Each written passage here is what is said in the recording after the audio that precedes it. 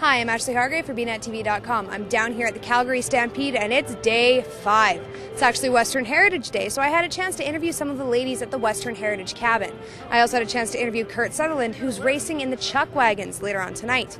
Nicole learned the ropes of miniature horses. Here's my interview with my aunt and some of the ladies at the Western Heritage Cabin.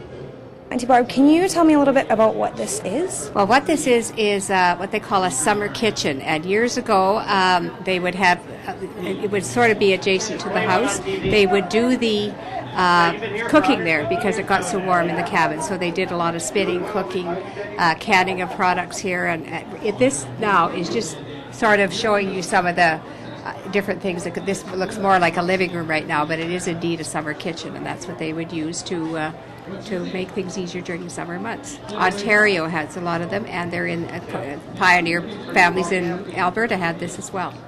Awesome. Okay. Thank you. One of the biggest parts of the Calgary Stampede is the rodeo and the chuck wagon races. We actually got a chance to catch up with Kurt Sutherland as they were signing autographs. Okay, so Kurt, tell me a little bit about, like, for someone who's never been to the chucks, what is it? Well, it's hard to explain if they don't know what a chuck wagon and races are, but in the olden days they had the chuck wagons, and they used to race from town to town, and as it got more modern, it went from 2 horses to 4 horses now, and outriders, 4 outriders behind them. Okay, so what do the outriders do? They represent the olden days, throwing in supplies and kitchen stuff. One guy holds the leaders, and one guy throws the stove in, and the other 2 throw in the fly, they call it, which was a tent that was strung over the kitchen stove. Okay, so how long have you been racing chuck wagons? About 30 years. I started when I was 19. And how have you been at the Stampede every year? No, there's been some breaks in between qualifying, and then when I first started, there was lots of wagons, and it was tough getting in. And as time went on, I've been here probably 20 years, I would guess. I know I've seen the chucks. Have you ever had a serious accident? Because I've seen some of them, and they can get pretty hairy. Not really. They've changed the barrels and the safety factor quite a bit the last 10 years, and most of the accidents, I'm not calling them accidents, but the miscues happen when you're training at home. Horses kicking over and kind of green at driving, so it happens at home, and by the time you get here, well, you pretty well know what you're doing. And how many times have you won, and what have you won, or what's the best prize that you've won? Actually, it was just last year I won Edmonton. It goes next weekend. I won it, and then I won Dawson Creek in the fall. And that was, I had quite a dry spell. I was dry for about 10 years. So. Awesome. Yeah. Well, thank you very much, Kurt. Okay, thank you. Well, you gotta know, here at BNetTV.com, we love animals, and nobody likes animals more than Nicole Scott. She learned the ropes of miniature horses and how they compete. Here's her interview with Pete Fraser. Hi, my name is Nicole Scott for BNetTV.com. I'm down here at the Calgary Stampede grounds, and I noticed some very cute miniature ponies, and we're just watching the Liberty class. And Pete Fraser is going to explain to me what exactly is going on. Liberty class is just what the word means, running free. A long time ago, basically the fans said, oh, we see them doing all these things, but they look like they're all doing the same thing. And the miniature horse people were saying, oh, but they all have unique personalities, and they're just like kids and do things. So some creative person decided, okay, let's show the personality.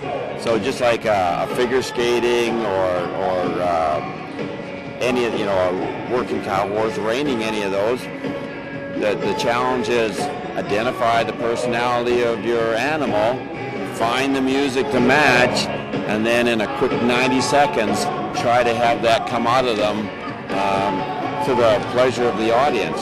Now you'll see, they use props, they use whips and little bags to make noise. Everything's safe and sound, and the key to the class is after this wonderful animal, running around and showing this liberty, this free personality. And as soon as that music stops, you drop the whip, say, "Come here, beautiful," and they stop and say, "Yeah, Mama's home," and that's what they do.